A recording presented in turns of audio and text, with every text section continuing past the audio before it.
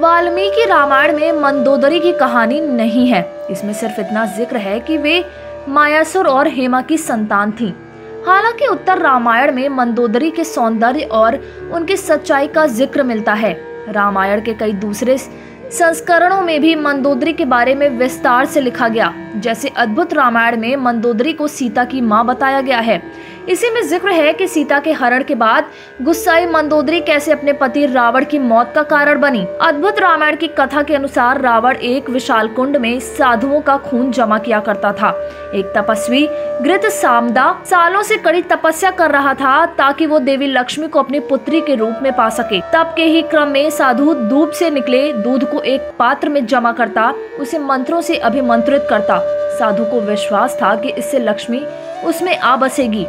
रावण ने अपनी दुष्टता में साधु के दूध वाले पात्र को अपने खून वाले कुंड में मिला दिया। मंदोदरी को ये बात पता चलने पर उसे गुस्सा आ गया। उसने तय किया कि वो खून से भरे उसी पात्र में डूबकर जान दे देगी।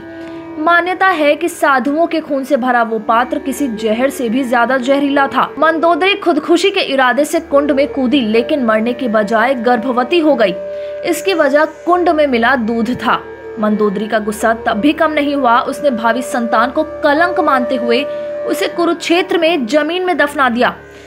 यही वो जगह थी जहां राजा जनक को खेती करते हुए देवी सीता संतान के रूप में मिली।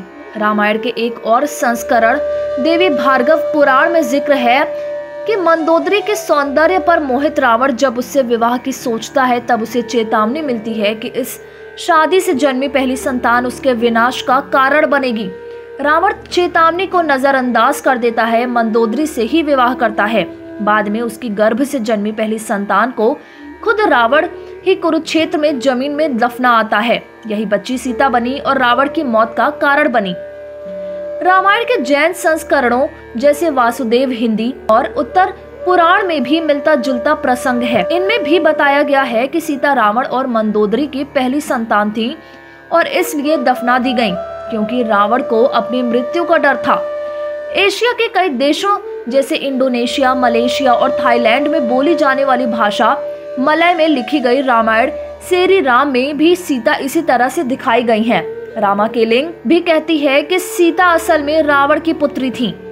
आनंद रामायण के अनुसार राजा पद्माक्ष की एक बेटी थी जिसका नाम पद्मा था। वे देवी लक्ष्मी का अवतार थी। जब उनकी शादी का आयोजन होता है, राक्षस उनके पिता को मार देते हैं। दुखी पद्मा आग में कूद जाती है। रावण को उसका शरीर मिलता है जो 5 रत्नों में बदल गया था। वो उसे एक पेटी में बंद करके लंका ले जाता है। मंदोदरी पेटी खोलने पर देखती है कि भीतर पद्मा है। मंदोदरी अपने पति को पेटी को खुद से दूर करने की सलाह देती है। उधर पेटी में बंद पद्मा रावण को श्राप देती है कि वो दोबारा लंका लौटेगी और उसकी मृत्यु का कारण बनेगी। डरा हुआ रावण पेटी को जनक की नगरी में गाड़ देता है। वही राजा जनक को पद्मा सीता के रूप में मिलती हैं। एक और कहानी में जिक्र मिलता है कि एक बार रावण, कुंभकर्ण और विभीषण तीनों ने भगवान ब्रह्मा को खुश करने के लिए कड़ी तपस्या की। ब्रह्मा ने वरदान मांगने को कहा तो रावण ने उनसे अमर होने का वरदान मांगा। ब्रह्मा ने इस पर असमर्थता जताते हुए वरदान दिया कि रावण को सिर्फ एक खास तीर से मारा जा सकेगा। वो तीर भी ब्रह्मा ने खुद रावण को सौंप दिया। प्रसन्न रावण ने तीर अपने सिंहासन के पीछे छिपा दिया और केवल मंदोदरी को ये बात बताई। राम रावण युद्ध के दौरान विभीषण भगवान राम को ये तो बता सके कि रावण की मृत्यु उसकी नाभि में तीर मारने से होगी, लेकिन वो तीर कहाँ है इस बारे में उन्हें कुछ नहीं पता था।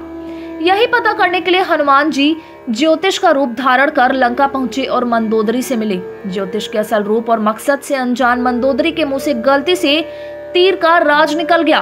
इसके बाद हनुमान ही वो तीर लेकर राम के पास लौटे और अगले दिन युद्ध भूमि में रावण मारा गया।